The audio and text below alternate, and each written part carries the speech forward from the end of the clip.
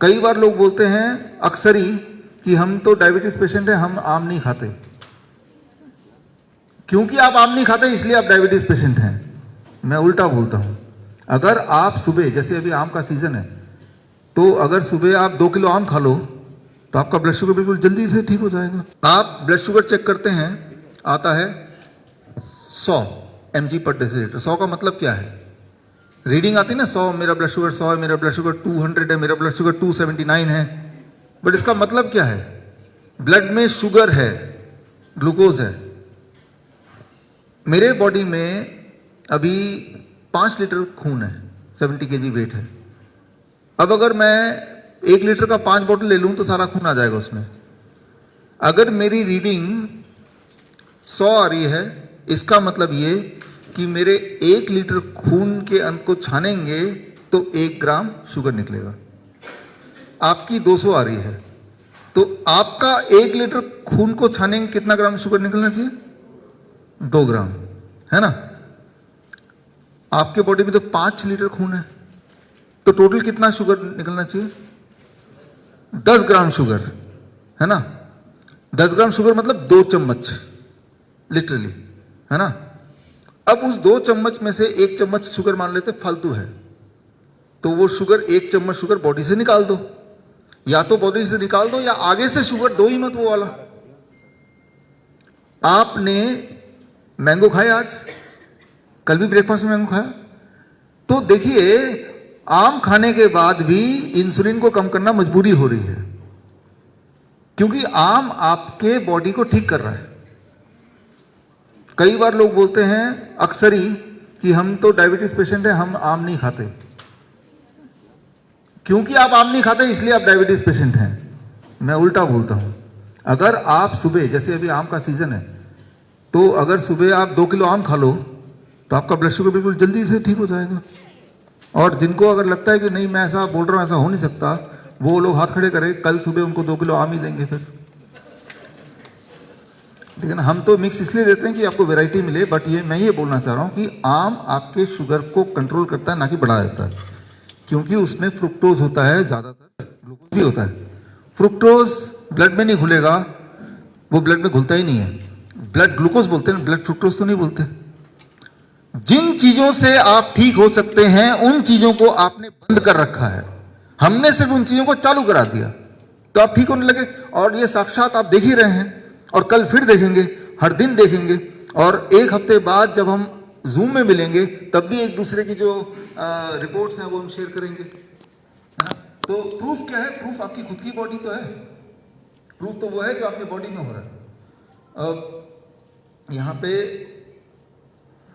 छाया छाया है यहाँ पे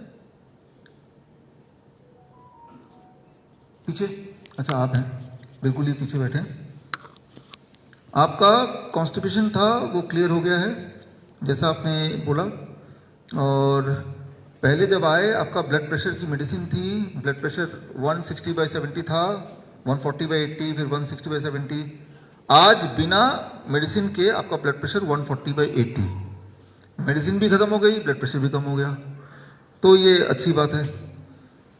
आपका जो ब्लड शुगर है, हालांकि ब्लड शुगर की पेशेंट नहीं है, हालांकि आप बोल रहे हैं, लेकिन वो जब आए थे 127 था फास्टिंग, आज 159 है फास्टिंग। देखिए ब्लड शुगर कम होगा तो वो अच्छा, ज़्यादा होगा तो वो अच्छा नहीं है, ऐसा नहीं। बट ब्लड शुगर का आप एक रेंज मानिए, 200 से नीचे ब्लड शुगर, कोई भी ब्लड शुगर इज ओके। 250 तक टॉलरेबल है, 250 से ज़्यादा को ज़्यादा मानते जाइए। ब्लड प्रेशर भी ऐसा ही है। How much blood pressure? Systolic and diastolic दोनों को प्लस कर लो। अगर वो 250 से नीचे है तो चलो ठीक है, काम चल रहा है बिना दवा के।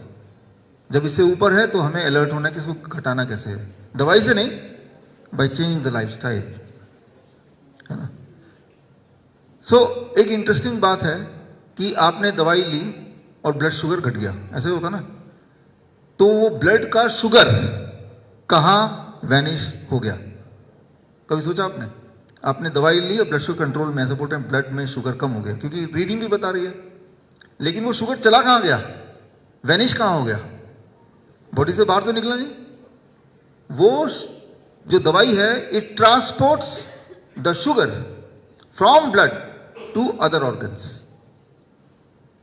जिस तरह से हमारे शहरों में होता है कि यहां का कचरा उठाया, साफ करते, उधर रख दिया, इधर तो साफ दिखेगा, लेकिन कैमरा उधर घुमाएंगे तो वहां कचरा दिखेगा, है ना।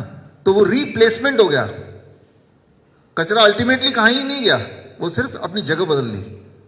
जहां पे किसी की नजर ना पड़े, शहर के उस भाग में कचरे को इकट्ठा कर दिया गया, है ना। वो फिर भी एग्जिस्ट करता है। तो जब आप डायबिटीज की दवाइयां लेते हैं तो आप हार्ट के प्रॉब्लम पेशेंट बनेंगे, किडनी के पेशेंट बनेंगे, किडनी फेल होगी तो बोलेंगे शुगर का पेशेंट था इसलिए किडनी फेल। शुगर का पेशेंट तो रहे नहीं ना, क्योंकि शुगर तो नॉर्मल है आपका ब्लड शुगर, क्योंकि आप दवाई ले रहे हैं। जब आप दवाई ले रहे हैं, शुगर के पेशेंट कहाँ है फिर? बिकॉज ब्लड शुगर तो नॉर्मल है ना। अब अगर किडनी डैमेज हो रही है, it is not because the blood sugar problem, because blood sugar is normal, it is because the blood sugar medication. Try to understand that, है ना। 10 साल तक, 20 साल तक यहाँ कितने सारे पेशेंट हैं जो डायबिटीज की दवा ले रहे हैं, फिर एक दिन बोलेंगे आप किडनी के पेशेंट बन गए, है कि नहीं। तो क्यों? क्योंकि आप डायबिटीज के पेशेंट थे। आप डायबिटीज के पेशेंट कहाँ से हैं? वो तो ब्लड शुगर तो कंट्रोल में कर लिया आपने। हाँ, आप डायबिटीज की दवा के पेशेंट हैं आप। It is because the effect of the medication. How? Because वो दवा ने आपके ब्लड के शुगर को उठाया तो लिया, लेकिन किडनी में डालते गए, डालते गए, डालते गए। कहाँ पे बॉडी में डालेंगे? किसी के उंगलियों के बीच में डालेंगे, जहाँ पे जगह होगी, तो उनको फिर जॉइंट पेन होने लगेगा, आर्थराइटिस होने लगेगा, इस तरह की बीमारियां होने लगेंगी। किसी को पार्किंसन हो जाएगा। ये पार्किंसन है, डिमेंशिया है, इसको कहते हैं डायबिटीज टाइप 3। किसी के स्किन के अंदर जाएगा तो वो उनको रिंकल्स पड़ जाएंगे। तो it is a blood sugar medicine is transporting the sugar to some part of the body. जिस भी पार्ट में अगर वो ट्रांसपोर्ट कर दिया तो आप उस वाले पार्ट का जो भी सिम्टम्स होते हैं वो आप में आएगा। तो इसीलिए इंपॉर्टेंट है कि दवाई से पीछे छुड़ाइए, नहीं तो दवाई आपको एक और बीमारी दे देगी। देखिए, हमने भी आपको दवाई दी, आपने जो प्लेट 1 खाया वो ब्लड शुगर की दवाई है, ब्लड प्रेशर की दवाई है। आपने जो मॉर्निंग में ब्रेकफास्ट किया वो ब्लड शुगर की दवाई है। दवाई तो हमने भी आपको दी, राइट। तो आपके बॉडी में ब्लड में शुगर कितना घुलना है ये डिसाइड कौन करता है? आपके पेट में एक खास तरह का केमिकल हार्मोन इंक्रेटिन डिसाइड करता है।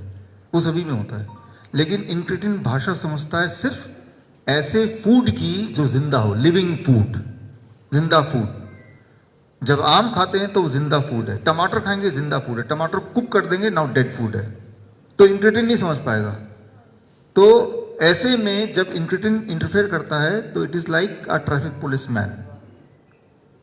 आपको हमने बोला पहले कुक फूड तो आपने लिया होगा प्लेट 2 यहाँ पे भी, लेकिन पहले आप रॉ खाते हैं ताकि इंक्रेटिन के डायरेक्शन को हम समझ पाए। खाना कम नहीं करना है, वैरायटी भी कम नहीं करनी है, खाने तो ज्यादा खाओ, but the kind of food क्या खाना है दैट इज इंपॉर्टेंट। उसमें रॉ वेजिटेबल्स एंड फ्रूट जब होंगे तो आपका इंक्रेटिन एक्टिव हो जाएगा।